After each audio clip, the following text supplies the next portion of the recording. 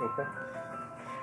E nós estamos de volta. Reiniciamos o programa Quinta de Luz no seu quarto bloco. Nós vamos até às 22 horas. Lembrando que o programa Quinta de Luz é uma realização da USE Intermunicipal do Alto Tietê e vai ao ar todas as quintas-feiras das 20 às 22 horas aqui pela rádio Estúdio A FM.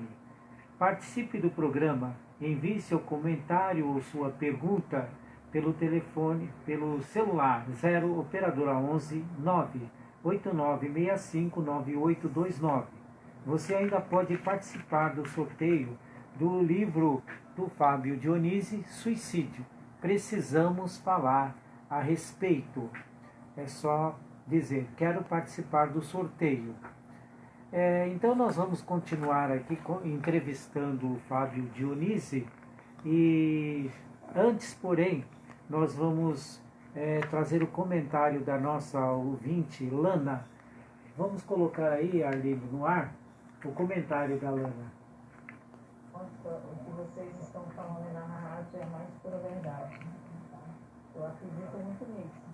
Que nossa boca tem poder. Então, tudo que a gente fica afirmando e falando, acaba acontecendo que essa mulher fez. Ela falava tanto que estava doente, simulando doença, que acabou ficando mesmo com câncer. Gravou com o som de vocês embaixo. Isso. Muito bem, então ela falou dessa questão, né, da força da palavra, né? E nós encontramos isso no Evangelho, nos estudos de educação mediúnica, sobre essa questão da força da palavra e do sentimento. Às vezes a pessoa não fala, ninguém sabe o que ela está pensando, né? Mas o pensamento é energia, é força criadora, né? Ele produz, ele harmoniza ou desarmoniza. Por isso é que ocorrem esses processos enfermiços, né? Tem também um comentário do Luiz. O Luiz já foi comentado, né? O Luiz já foi comentado, né? Ele queria também participar do sorteio, né? Exatamente. Ele falou da questão do atendimento, né? Exato. Que muitas vezes a gente precisa ouvir a pessoa várias vezes. O Fábio falou que depende muito de pessoa para pessoa, né? Exatamente. Algumas precisam ser ouvidas, outras não. Outras só precisam de um abraço, né? Exatamente. Agora, chegando mais uma participação. Isso, eu queria, enquanto você dá uma olhadinha na participação, Roberto, eu queria ferir o assunto, né? O José Quintal estava falando aqui no intervalo, sobre o Apocalipse, né? Gostaríamos que o Fábio falasse alguma coisa. Quem sabe numa próxima visita você venha já para falar exclusivamente sobre isso, né? Precisa dar uma palhinha sobre isso? Então, o Apocalipse de João, ele surgiu como pesquisa para escrever um outro livro que está quase no prelo, que é o que existe nos abismos, nos precipícios, nas trevas. E toda vez que eu fazia pesquisa bibliográfica, eu acabava no Apocalipse de João. A espiritualidade me dá uma direção, sempre me ajuda. E eu fiquei fascinado em entender o Apocalipse. Na verdade, nós temos material já por causa de Emmanuel, que ele fala um pouco no Caminho da Luz, né, Caminho da Luz, e temos uma obra de Karl Bartschutel, que chama-se Estudo Sintético do Apocalipse, que ele lançou quando estava aqui, em 1918. E o Apocalipse em si, eu peguei versículo por versículo e fui interpretando de acordo com a nossa visão espírita, e de acordo com o que aconteceu no cristianismo nos últimos 2000 anos. Né? E a mensagem mais bonita que tem no Apocalipse, né? As pessoas têm medo do Apocalipse, já começa que Apocalipse não significa desgraça. Apocalipse no dicionário significa a revelação. Jesus, ele contou que ia acontecer e nos deu muitas advertências para que a gente não caísse no engodo que aconteceu ao longo de toda a história do Espiritismo, inclusive agora, que está acontecendo agora, que é a última fase. Então, mas ele sempre deu a mensagem: persevera, o que vem pela frente é muito bom, persevera, né? Então a grande mensagem do Apocalipse para mim é essa: Jesus nos dando suporte para que a gente não caísse nas armadilhas que foram criadas ao longo desses anos todos, e também acabou contando o que iria acontecer, as profecias. E nessa fase final, como nós temos que proceder diante dessa transição. é aquela questão que Jesus sempre repisava, a vigilância. Né? Porque mesmo nas casas espíritas nós vemos acontecer movimentos retrógrados, né? Pessoas, grupos que querem inovar, né? Mas andando para trás, sem se darem conta que existe um movimento orquestrado para que isso aconteça. Né? Existem grupos de espíritos que têm grandes conhecimentos, mas que não desejam a luz. Então eles querem desarmonizar, criar entre as pessoas, criar entre os grupos dissensões, divisões, para que os trabalhos não progridam, não caminhem. Né? Então, quando eu, por exemplo, lá no começo do programa eu mencionei sobre essa questão da pureza doutrinária, e que há um grande número de espíritas enveredando por essa vertente, nós temos que ficar bastante vigilantes. Porque se por um lado nós não podemos, né, fugir da base, né, desconhecendo até mesmo a base, porque o que muitos desses nossos amigos, desses nossos irmãos, eles falam, que não deixa de ser uma verdade, é que o Kardec é um ilustre desconhecido, né, nas casas espíritas. Então, você mesmo mencionou que falta estudo. Então é necessário que nós estudemos Kardec, né? É o ponto de partida. Nós da USE aprendemos isso, temos que começar do começo, né? Mas nós não podemos parar em Kardec. E Kardec ele vai se expressar futuramente, né? Em outras obras. Ainda que ele não apareça ostensivamente, ele está desenvolvendo essa obra. Né? Ele continua desenvolvendo essa obra. E então é importante nós ficarmos bastante de olhos abertos, vigilantes, para que não caiamos nesse erro, né? Que é retardar ou obstar essa evolução da doutrina. Porque tudo, nós como espíritos aprendemos que a lei é de evolução. Então nós não podemos imaginar que nós vamos nos estagnar, né, só mesmo naqueles que, vamos dizer assim, não é pouco o conhecimento que o Kardec nos trouxe, que os espíritos nos trouxeram, né? O Kardec apenas codificou, mas também deu os pitacos, né? E muito brilhantemente, mas nós não podemos ficar naquilo, nós precisamos desenvolver. Tanto é assim que o Livro dos Espíritos, que foi o livro primeiro, ele já foi se desenvolvendo no Evangelho, no Livro dos Médiuns, no Evangelho, no Céu e Inferno e depois na Gênesis. Então, os assuntos tratados no Livro dos Espíritos se desdobrou por essas obras. Na própria Revista Espírita, enfim, o Leon Denis deu a continuidade desenvolvendo essas ideias, porque é como Jesus, né, em relação a Paulo. Quando ele apareceu para Paulo, né, Paulo estava tão distante naquele momento de Jesus que a sua luz própria ofuscou Paulo. Então, assim, os espíritos nos ofuscariam, com certeza, se dissesse tudo ali na obra, né, codificada por Kardec. Eu vou usar Kardec, porque ele registrou que ele foi avisado que voltaria para completar. Ele escreveu isso, certo? Isso. Na realidade, o Zéfiro, ele fala, o Espírito de Verdade fala isso para o Kardec, né? Que o trabalho estava apenas começando na Obras Póstumas. Exato. E a partir de então, né, ele quando completasse a obra, quando desencarnasse, rapidamente ele reencarnaria para continuar a sua obra. Esse é um assunto que é bastante polêmico, né? E nem todos gostam de tratar, muitos acham que isso é bobagem.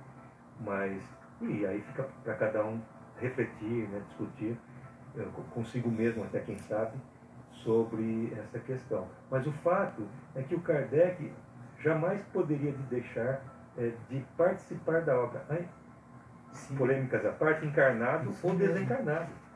Tem um livro, no livro Coração do Mundo, Pátria do Evangelho, estava lá, ele fala sobre as grandes navegações, e o Dom Henrique de Sagres era o inventor, né, ali daquelas navegações, e tudo se desenvolveu a partir do Dom Henrique de Sagres.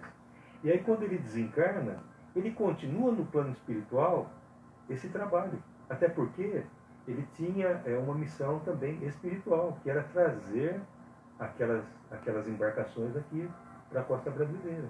Né? Então, no livro Condição do Mundo, o Padre Evangelho fala isso. O irmão X, né, Humberto de Campos.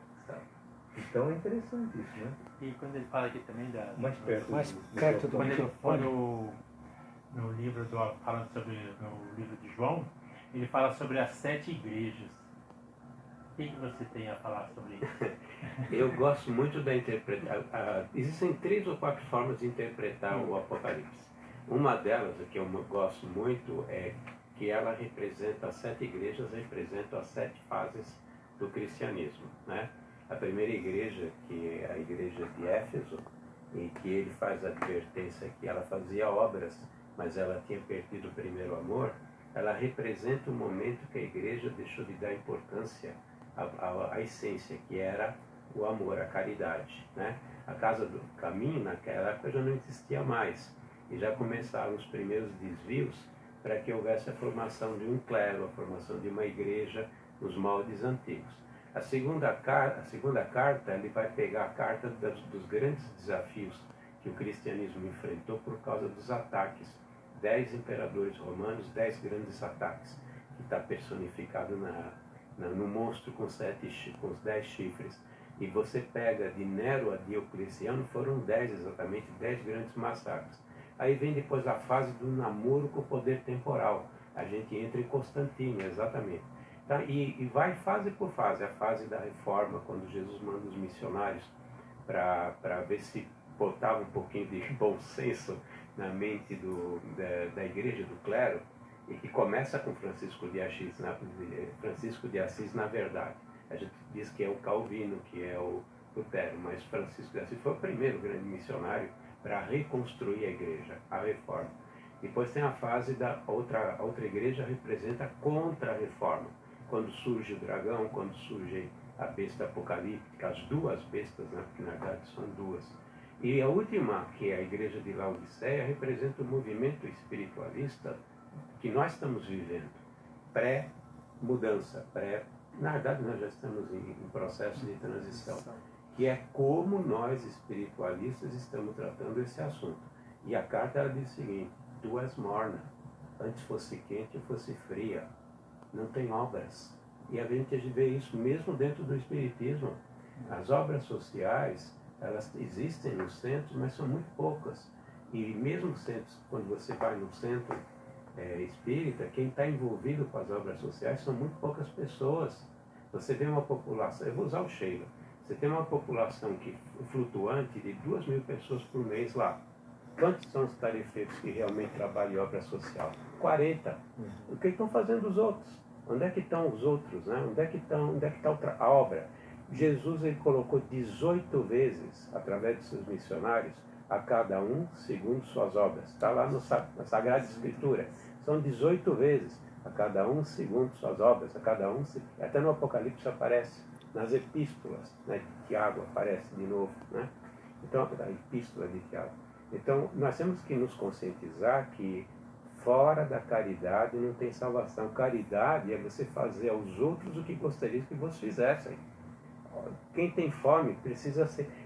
A história do juízo final, o que é que Jesus repete no Apocalipse o tempo todo?